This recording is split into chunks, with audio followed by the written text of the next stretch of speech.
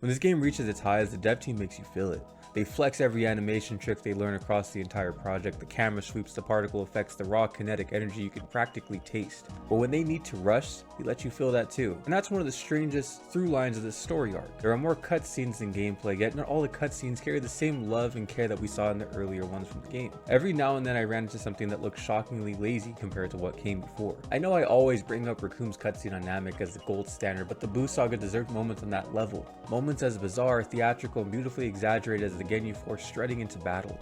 But credit where credit is due, when the devs do choose to deliver on a key emotional beat, they absolutely knock it out of the park. Some of the cutscenes in this final arc are genuinely breathtaking, easily among the best I've ever seen in any Dragon Ball game. And yet, this arc is bittersweet, but not in the way you may think. The entire section of the game is complicated, and the best way I can explain it is with something all too relatable. Have you ever rolled into a gas station half awake at 6 AM, grabbed some brand new Ghost energy drink, taken that first sip and thought, not bad. Then 2 sips hit and it's grotesque. Then 3 sips and you can't tell if you love it or hate it anymore. By the time you finish the whole can, you don't know if you want another because the caffeine is calling or because maybe, just maybe, you did like that flavor. That's the Buu arc in this game. Confusing, uneven, weirdly fascinating, and somehow addictive. Let me explain. Goku wakes up after being knocked out cold by Vegeta's sucker punch, and before the drama can even settle in, Krillin decides to flex on the audience, reminding us that he's still alive and still capable of delivering a joke at the absolute worst possible moment.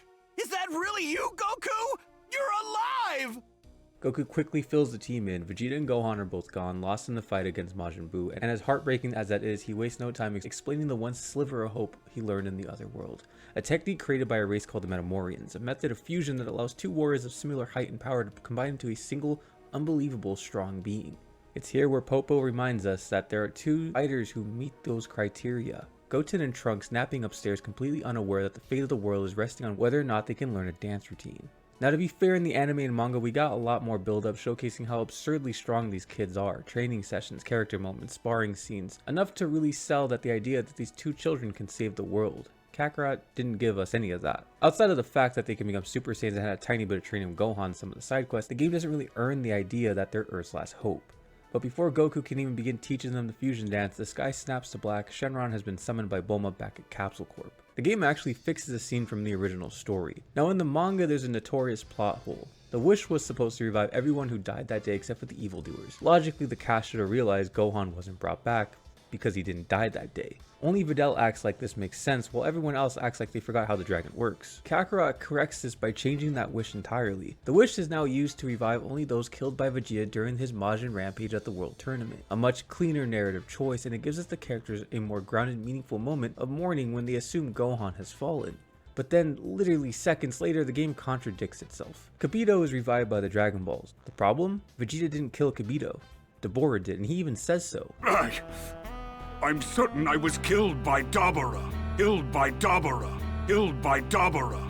Kibito rushes off through the ruined landscape and finds the barely conscious Shin, clinging to life by a thin thread. After stabilizing him, the 2 take off, immediately following the faint, flickering energy signature of Gohan, who, after Majin blasts him out of existence, is somehow still holding on. They scoop him up and transport him to the Kai's sacred homeworld, a place far removed from mortal conflict, where serenity itself is woven into the air. There they begin to heal him, Shin placing the faith in this mortal, believing Gohan is strong enough to attempt the unthinkable, pulling the legendary Z-Sword from its ancient prison in hopes that it will be a deciding factor against the battle with Majin Buu.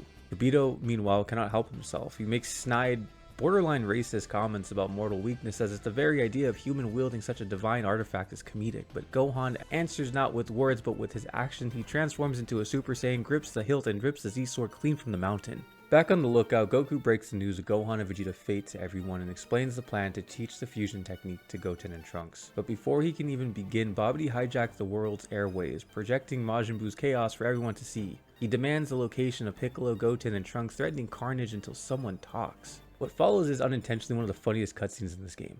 The key blast Buu fires looks something ripped straight out of Zek 2 like. We jump back to Goku, who starts the fusion training, but Babidi interrupts him again, this time announcing he's heading straight for West City after realizing Trunks' home is there. Bulma panics, begging Goku to intervene because her parents are still in the city, and Goku rushes off, as if death is just another Tuesday in this world. He reassures her they could revive them with the Dragon Balls later on, but Bulma quickly reminds him that the Dragon Radar is in West City too, and that it relies on irreplaceable parts. If the city is blown away, that radar is gone with it, and without it, finding the Dragon Balls becomes nearly impossible. This is what pushes Trunks into action. He sprints off to recover the radar while Goku intercepts Buu and Babidi. And this entire confrontation serves two themes here. One, it's meant to place the seeds of rebellion inside Buu's mind, showing him he's far too powerful to be controlled by a pathetic sorcerer like Babidi. And two, it's meant to remind Goten and Trunks who Goku really is, why this stranger suddenly appears and expects their trust, why they should listen to him. Kakarot doesn't adapt as fully, but echoes of the idea remain enough that you could still feel the intention beneath the surface. But then, it happened. The moment every kid who grew up watching Toonami will never forget. The shaking earth, the screaming sky, the impossible hair. Super Saiyan 3 makes its grand entrance.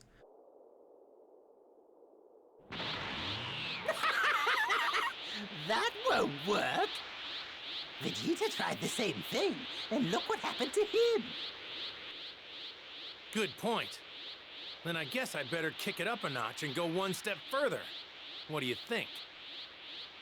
What? This is a Super Saiyan. And this is a Super Saiyan level beyond that of Super Saiyan. Let's just call this Super Saiyan 2. What a pathetic transformation! Nothing's different from the previous form! And this is going even further!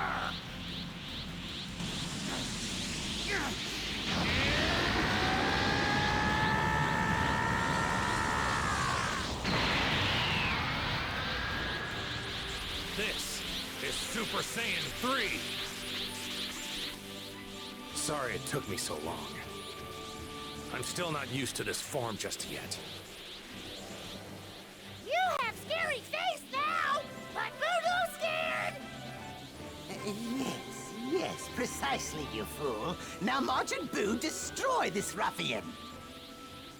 Now I would have loved for a more theatrical build-up, something closer to the first Super Saiyan transformation with slower shots, rising tensions, and heavy breathing, but what Kakarot gave us is still so beautiful, and pairing it with We Gotta Power was a stroke of genius. The fight against Buu feels incredible, empowering, finally putting you on equal footing after hours of being outmatched on purpose. But the high is short, almost cruelty so. Goku leaves shortly after warning Buu that even stronger warriors will come soon. Trunks retrieves the radar, Buu no longer bound by Babidi kills him and then casually erases West City from existence. And after a final round of fusion practice, Goku's time is up. And we get one of the most quietly heartbreaking scenes in this game. Goku says goodbye to his friends, his son, and he leaves the lookout, maybe for the last time in his mind, placing the fate of Earth onto the shoulders of the next generation. Goku senses for Gohan's ki, but what he finds isn't anywhere in the afterlife. It's faint, distant, like an echo bouncing off the edge of creation, so he reaches out with the instant transmission event, reappearing on the sacred world of the Kais. Gohan is alive and training with the Supreme Kai. Goku fills him in on everything he's missed: Buu, Vegeta, fusion, Earth's current state, and there's barely time to process any of it before the next shock hits. Gohan tests the sword's strength, and he immediately breaks it. Out steps the Elder Kai, the ancient and oddball deity sealed away for millennia, and right there in that quiet little clearing begins the long, awkward, wonderfully nostalgic ritual to unlock Gohan's hidden potential. A ceremony equal parts mystic and ridiculous, but one that still carries emotional weight because deep down we all remember what this meant the first time we saw it. Meanwhile on the Earth, life is in a different kind of chaotic. The boys, after what feels like an eternity of build-up, finally perfect fusion and Gotenks is born. Now the game skips past the failed fusions entirely, and normally I'd be upset at losing a comedic beat, but at this point Kakarot is already embracing its own rhythm, trimming some things and expanding others, and honestly including the failed fusions would have felt weird with how quickly the story is barreling ahead.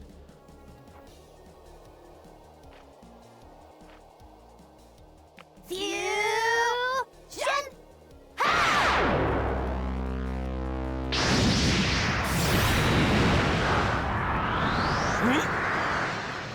Then we hit Buu's time with Hercule and the dog, and I mean time in the smallest sense possible. It's much shorter here, almost compressed into an abridged version of its real thing. And look, I'll be honest, I'm no Hercule fan. I don't need extended segments of him mugging at the camera, but I get it, the part of the story is incredibly important. It's the emotional turning point for Majin Buu. Now in games like Boo's Fury on the Game Boy Advance, you actually get to play as Hercule during this section, the only time in the entire game you can control him. As much as I'm not into that character, it made sense. It's grounded the arc for a game like Kakarot, one that lovingly recreated Gohan's early training by letting us walk with him through the mountains before he could fly. Skipping playable Hercule here feels like a missed opportunity. The moments shapes the creation of Super Buu, so it does matter. And speaking of Super Buu, he arrives on the lookout not long after this, demanding to fight the mysterious strong warrior Goku promised him, but the boys are exhausted after perfecting fusion. Piccolo, in one of his most underrated acts of bravery, tries desperately to stall him. He sends the boys into the Room of Spirit and Time under the guise of preparation while he talks circles around a creature capable of wiping out continents by accident. And yet, even with the stalling, the game does not shy away from one of the darkest scenes in the entire saga, the human extinction attack. It's still here, still beautifully animated and still chilling. A single beam that hunts down every human life on Earth and erases them in an instant. As a kid, this scene scared me more than anything in Dragon Ball. The goofy pink monster, this literal child with magic suddenly transformed and now displaying the cruelty of a horror movie villain. It stuck with me. Even now, even with more comedic elements sprinkled in, the sheer finality of that attack is brutal.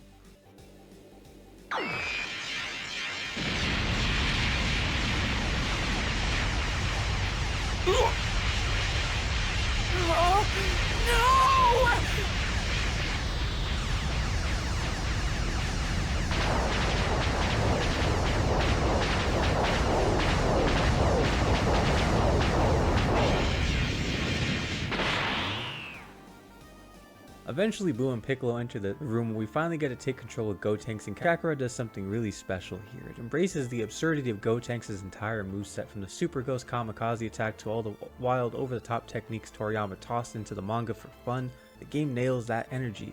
Now, Super Buu doesn't have anything unique to him alone. I'm not sure how they decide on which boss will have a unique moveset, but Buu definitely should have had some for each stage of his boss cycle. Gotenks is still very much that super-powered child we all know from the anime and manga, absurdly strong, unbearably cocky, and holding back way more power than any sane person would in front of Majin Buu. And that arrogance costs him. Just like the source material, Buu tears a literal hole through space-time, Rib opens the room, and marches right back onto the lookout, only to devour almost the entire Dragon Ball cast in one brutal sweep. The boys, forced to stop playing around, push themselves into Super Saiyan 3 and escape the chamber, now finally ready to take on Buu's second phase. Hey, what are you?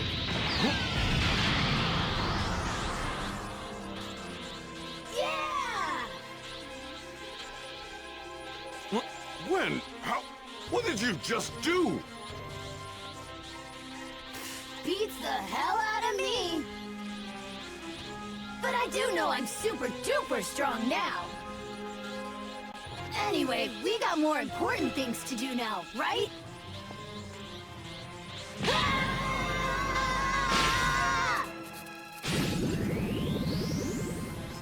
I did it! I would have loved to see a Boo Boo volleyball special attack here, letting Piccolo join in as a side character. It would have been a perfect nod to the anime and manga and an extra layer of fun for the player, but maybe that's me wishing for too much. Another missed opportunity here is the lookout isn't destroyed. Now imagine taking flight through the rubble, the columns shattered, the sky temple in ruins, as a visual reminder of the sheer scope of the power these two are throwing around.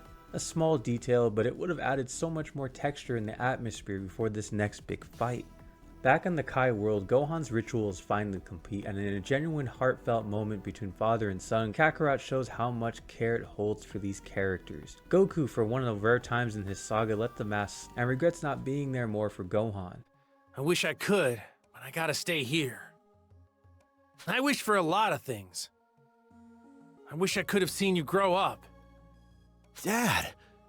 Before his son leaves to take up the mantle, Goku passes the torch, fully sincerely giving Gohan the confidence he's always needed. But since he was a boy in this game, Gohan has lived in his father's shadow. But now, as he flies into battle strong enough to be mistaken for Goku at a distance, he begins casting a shadow entirely of his own. It's the clash of absolute good, a young man who can't look away when someone needs help, versus the pure chaos of Majin Buu, a being who only understands destruction, cruelty, and hunger. But despite the emotional storytelling happening right in front of us, the game treats this encounter like a standard fight. No unique break attacks, no cinematic flourishes like the major boss battles earlier in this game. It's a serviceable fight, but not unforgettable. The cutscenes that follow, from Buu exploding outwards to the boys being absorbed, are nicely animated. They all get the job done, but the moment never reaches the peak Vegeta was building towards. What does stand out though is the Buu tanks fight.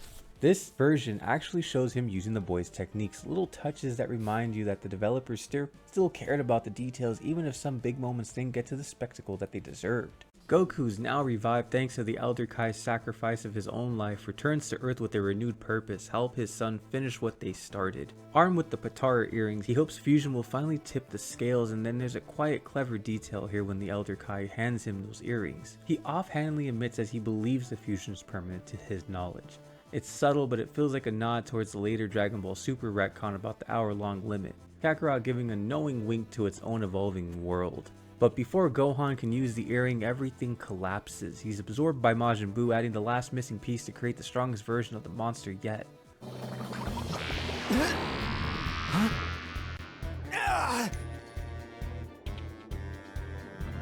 No! Not Gohan! Ha! No! You've gotta be kidding me! Come on!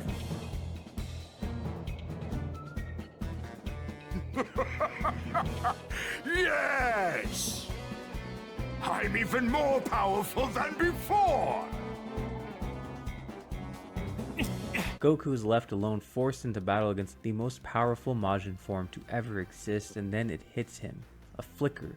A key signature he knows better than almost anyone else. Vegeta. The prince is back using his one day of Earth to fight, even if it means nothing, even if it ends the same way it did before that day. But Vegeta resists at first. He's furious that Goku hit his full power during their last encounter. That anger, that pride, that's who he's always been. It's only when Goku reveals the truth that Bulma, Trunks, and everyone Vegeta gave his life for are now trapped inside Majin Buu, that he accepts what must be done. For the first time, both warriors willingly set aside their Saiyan pride. Two strongest in the universe stand shoulder to shoulder. A low-class nobody sent to a forgotten planet that's become the savior of the Saiyan race, and besides him a prince born to rule the stars, finally finding peace in the family he swore he never needed. All of that history of both warriors culminating in this next cutscene, easily where the arc's entire budget went. Do not mock me!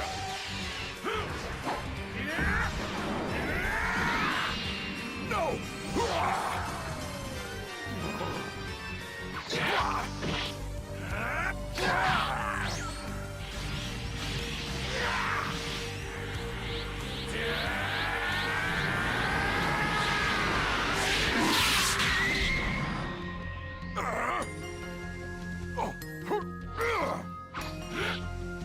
I'm just getting started.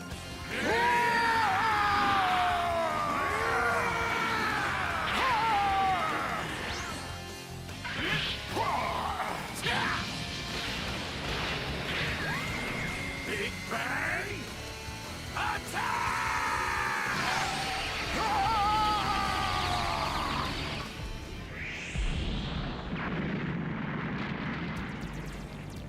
I'm still waiting for you to take this seriously. It's stunning, emotional, exactly the level of beauty the rest of the saga deserved, and honestly, if they were going to pour this resource into one moment, I'm glad it was this one. Vegito, despite sharing the same gameplay inputs as every other character, feels like just raw power incarnate. He's a walking cheat code, like one of those secret characters you'd unlock in an old PS2 game. Overpowered, unfair, and unbelievably fun. But the pacing speeds up from here. The journey inside Buu, the search for the absorbed friends, and the defusion, all of it is handled quickly through cutscenes, and suddenly we're standing at the final chapter of this game. Kid Buu.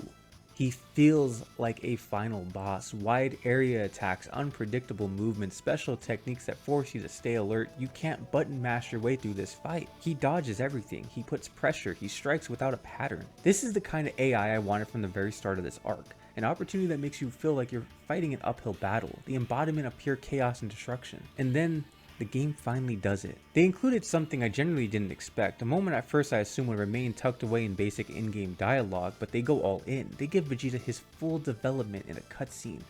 Not the abridged version, not the checkbox adaptation, an honest completion of the arc he's been quietly walking since the beginning of this game.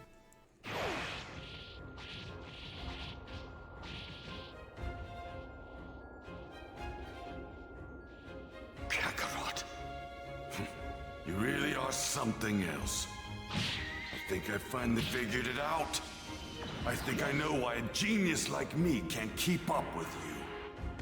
I thought it was because you had people you wanted to protect. It was as if having a strong desire to save others gave you some mysterious power. And maybe it does in some way. I too have those I care about now.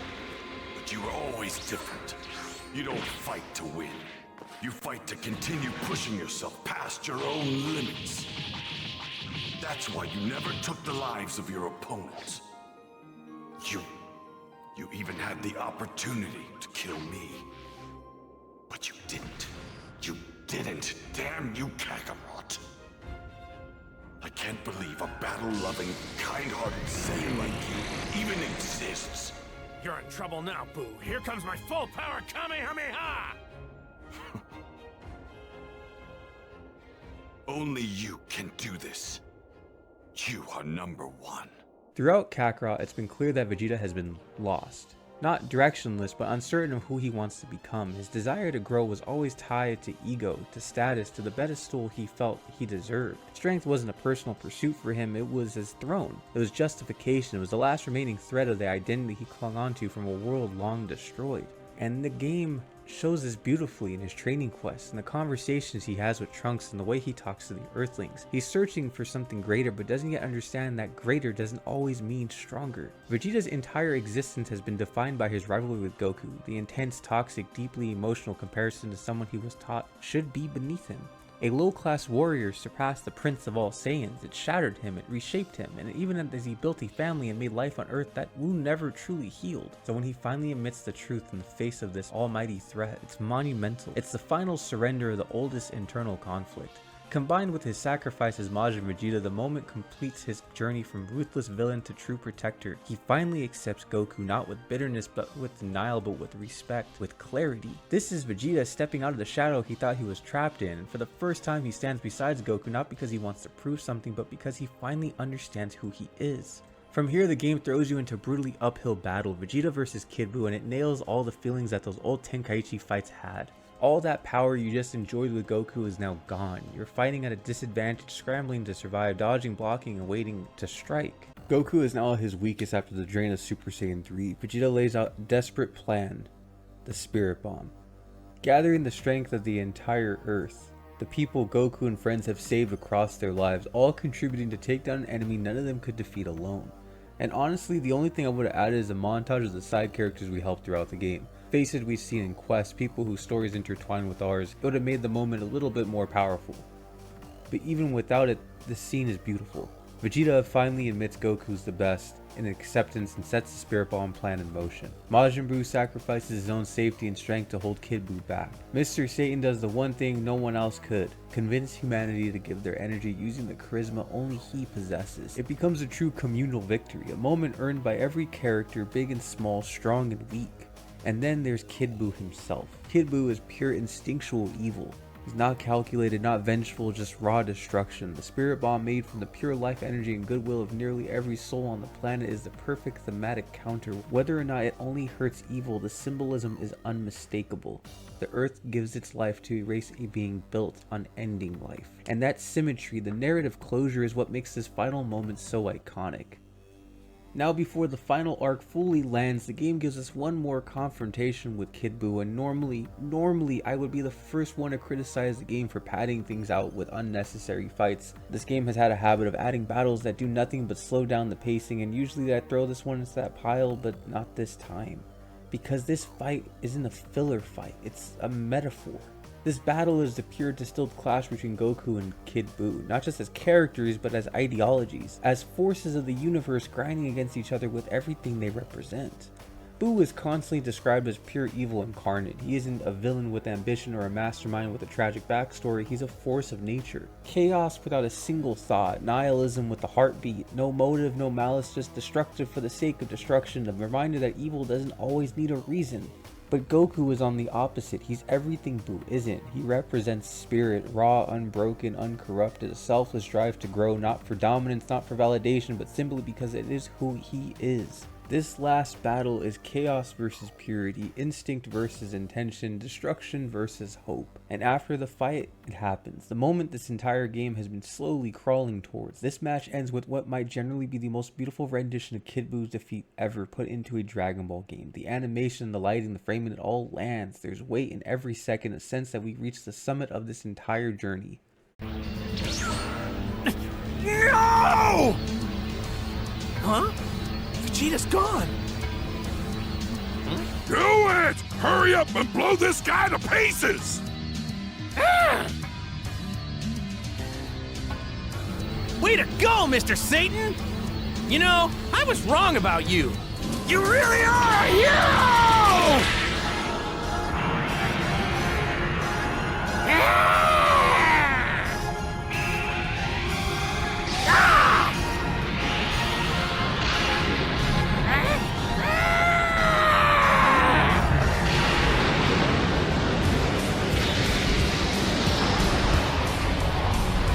No! Come on! Go! Go! Go!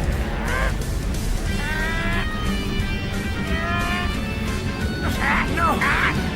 No! We forgot one thing. Kakarot's too weak to make it work. What? Now what are we supposed to do? How much longer must I wait? Do you not have a third wish? That's right! Purunga!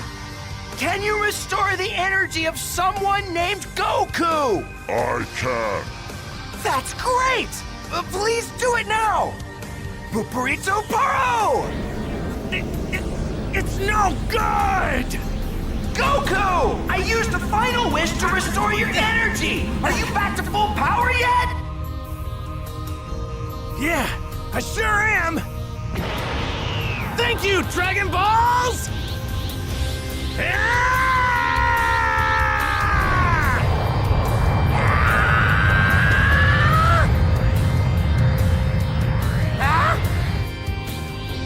You're pretty amazing. And you fought this hard all on your own. I hope you're reborn as someone good this time. I want to fight you one-on-one again. I'll be waiting for you. And I'm gonna keep getting stronger. Later. Goku! Kakarot! Dad! Goku! Do it!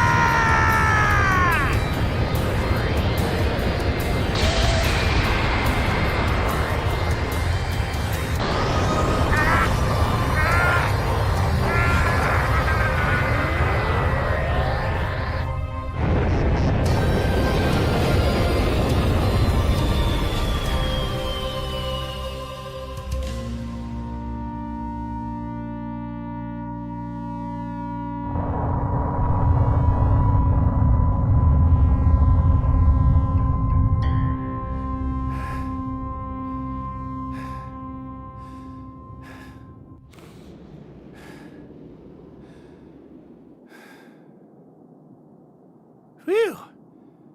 It's finally over. Jeez, it's about damn time.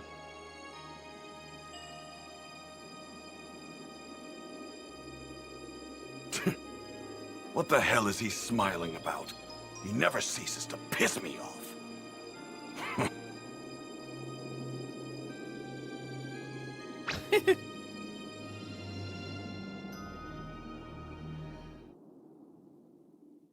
Kid Buu is finally defeated and the universe gets to breathe again. And Goku, after everything, isn't triumphant or boastful or even relieved, he's impressed. Moved in a way only Goku could be. Because in Kid Buu he saw what he always searches for, the ultimate test, the ultimate peak, the opponent who pushes him beyond himself. But he also knew deep down that he could never defeat Buu alone. Not truly. The final blow was not Goku's strength, it was the Earth's, deciding that it wanted to live. Right before the end, Goku does something so quintessentially Goku it almost feels like a quiet prayer. He asks Kid Buu to come back someday. Not so they can save the universe, not to right any wrongs, just so they can fight each other honestly. One-on-one, warrior to warrior, heart to heart. And then the journey finally ends. The warriors return home, back to families revived by the Dragon Balls, back to a world rebuilt from dust. Life resumes its quiet rhythm. And Vegeta, now judged a good man in the eyes of King Yama, returns as well. Gone are the days of destroying planets. Vegeta is back to be a father, a protector of the planet, and a man at peace with himself. The Buu Saga in Kakarot closes not with fireworks but a quiet breath, the quiet breath that comes after surviving something indescribable. And through all of its highs and lows and all the imperfections and deviations, this game never loses sight of that truth, and so the final arc finally concludes. It would be easy to leave this story arc with the sigh, cataloging the occasional dropped camera angle, the hurried character models at a moment where the particle effects felt more like budgetary constraints than a flex of developmental team's immense talent. We've acknowledged the jarring shifts, the moments of shockingly lazy execution nestled right alongside scenes of pure jaw-dropping artistry that redefine what Dragon Ball game cutscene could really be. But to judge this arc solely on the inconsistencies would be to fundamentally misunderstand its heart. The truth is, this entire arc is not a failure of a vision, it's a monument to the passion and exhaustion inherent in a project of this scale. It's the feeling of a marathon runner who sprints to the final mile, stumbling it, driven by an unstoppable, desperate need to finish strong. When the team chooses to deliver on those key emotional beats like Gohan's ultimate ascension, Vegeta's moment of sacrificial clarity, or the sheer bombastic power of the final confrontation, they launched it into an absolute another galaxy. These moments stand not just as the best in this game, but as some of the most potent, beautiful distillations of Dragon Ball's spirit ever digitized. These are the moments that prove that developers knew the gold standard, and every now and then they absolutely crushed it. Ultimately, the Buu Saga arc in this game is defined not by its flaws, but by its magnetic complexity. It's the culmination of everything, the bizarre, the theatrical genius of the manga filtered through a developmental cycle of impossible ambition. It is, in the end, that ghost energy drink at 7 AM. You finish that can, the taste lingering, a confusing blend of artificial sweetness and raw essential power. You know, some sips were rough, maybe even grotesque, but at the caffeine buzz hits and the credits roll, the primary undeniable feeling is a deep, resonating love. A love for a story, a love for the characters, and an enduring respect to the sheer, complicated spectacle of what the developers managed to deliver. You step away a little wired, a little conflicted, but certain of one thing: you would absolutely do it all again.